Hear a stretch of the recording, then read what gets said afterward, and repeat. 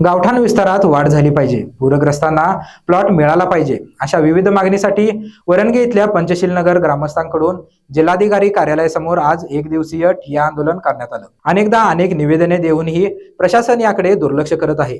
लवकरात लवकर आमच्या मागण्या पूर्ण करा अशी मागणी यावेळी ग्रामस्थांच्या वतीनं करण्यात आली। तर वरणगे नागरिकांच्या वतीनं एक दिवसीय धरणे आंदोलन या ठिकाणी कार्यक्रम घेतलेला आहे।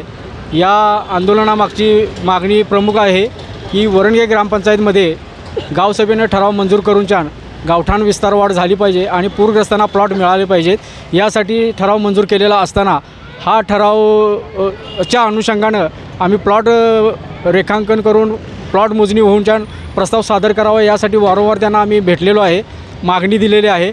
पण आमच्या मागणीकडे दुर्लक्ष केल्यामुळं आम्हाला नाईलाजानं या ठिकाणी एक दिवसीय धरणे आंदोलनाचा कार्यक्रम घेऊन जिल्हाधिकारी कार्यालयासमोर शासनाचं लक्ष वेधण्यासाठी आम्ही या ठिकाणी उपस्थित झालेलो आहे।